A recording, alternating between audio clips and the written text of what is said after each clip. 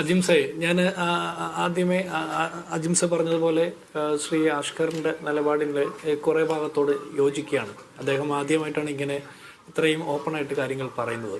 അതിന് അദ്ദേഹത്തെ അഭിനന്ദിക്കുന്നു. പക്ഷേ അദ്ദേഹം പറഞ്ഞൊരു വാക്കുണ്ട്, ഇത് കേസെടുക്കാൻ നിർദ്ദേശിച്ച ഉദ്യോഗസ്ഥൻ്റെ മനോനില പരിശോധിക്കണമെന്ന്. അത് DGP ആണ്, റവാഡ ചന്ദ്രശേഖരാണ്. കൂത്തുപറമ്പ് രക്തസാക്ഷികളെ പോലും ബലി കഴിച്ചുകൊണ്ട് പിണറായി വിജയൻ സംരക്ഷിക്കുന്ന, പോറ്റി വളർത്തുന്ന കേരളത്തിൻ്റെ DGP ആണ് കേസെടുക്കാൻ പറഞ്ഞത്. ഇനി നിയമോപദേശം നൽകിയ വക്കീലന്മാർ, ആശാ വർക്കർമാർ സമരം തുടങ്ങിയതിന് ശേഷം കേരളത്തിലെ സർക്കാർ വക്കീലന്മാരുടെ, ഗവൺമെൻറ് ലീഡർമാരുടെ ശമ്പളം വർദ്ധിപ്പിച്ചു കൊടുത്ത സർക്കാരാണിത്. ആ സർക്കാരിൻ്റെ വക്കീലന്മാരിൽ ഏതോ ഒരു മുന്തിയ പൗരപ്രമുഖനാണ് നിയമോപദേശം നൽകിയതും. ഇനി ഇത് ഇവരുടെ മാത്രം മനോനില പരിശോധിക്കേണ്ട ആ കാര്യമാണ് എന്ന് അഷ്കർ അങ്ങ് ചെറുതാക്കി കാണരുത്.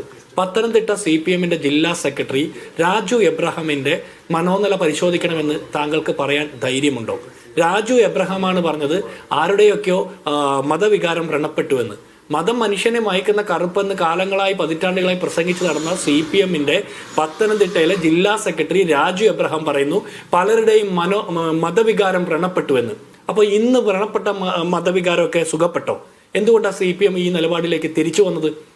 അപ്പോൾ ഇവർ വൈകിയാണ് കാര്യങ്ങൾ തിരിച്ചറിയുന്നത്. അതുകൊണ്ടാണ് രാജു എബ്രഹാം കേരളത്തിലെ പൊതുസമൂഹത്തോട് മാപ്പ് പറയണം.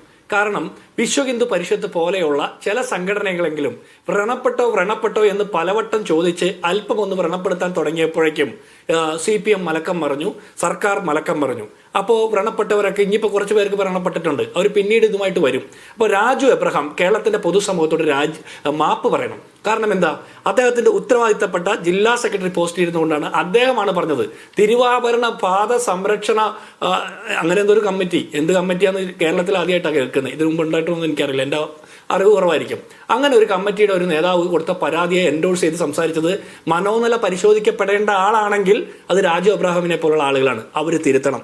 അടുത്തത്, മുസ്ലിം സമുദായം അകന്നു പോയതുകൊണ്ടാണ് തെരഞ്ഞെടുപ്പ് തോൽവി ഉണ്ടായത് CPM എന്നാണ് അഷ്കറിന്റെ നിരീക്ഷണം. അത് തെറ്റാണ്. മുസ്ലിം സമുദായം മാത്രമല്ല, നിങ്ങൾ ജനങ്ങൾ തെരഞ്ഞെടുപ്പിൽ വോട്ട് ചെയ്യാതിരിക്കുമ്പോൾ ഏതെങ്കിലും ഒരു സമുദായം അകുന്നത് കൊണ്ടോ ഏതെങ്കിലും ഒരു മതവിഭാഗത്തിൽപ്പെട്ട ആളുകൾ വോട്ട് ചെയ്യാതിരുന്നത് കൊണ്ടോ എന്ന് അങ്ങനെ ചുരുക്കാൻ പാടില്ല. എല്ലാ വിഭാഗത്തിൽപ്പെട്ട മനുഷ്യരും നിങ്ങൾക്ക് വോട്ട് ചെയ്യാതിരുന്നിട്ടുണ്ട്. അതുകൊണ്ടാണ് എല്ലാ വിഭാഗത്തിൽപ്പെട്ട മനുഷ്യരിൽ നിന്നുമുള്ള വോട്ട് നിങ്ങൾക്ക് കുറഞ്ഞത്. വോട്ടുകൾ നഷ്ടപ്പെടുമ്പോൾ അത് മതത്തിൻ്റെ അല്ലെങ്കിൽ ജാതിയുടെ വാലിൽ കെട്ടുന്നത് ഒരു ശരിയായ പ്രവണതയല്ല.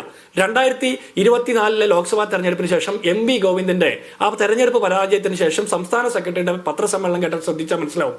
ന്യൂനപക്ഷങ്ങൾ അകന്നുപോയി, ക്രൈസ്തവ ന്യൂനപക്ഷം വോട്ട് ചെയ്തില്ല, SNDP വിഭാഗം BJPക്ക് വോട്ട് ചെയ്തു, NSS ചെയ്തില്ല. ഈ കേരളത്തിലെ പൗരന്മാർ, വോട്ടർമാർ വോട്ട് ചെയ്തില്ല എന്ന് പച്ചയ്ക്കങ്ങ് പറഞ്ഞാൽ പോരെ?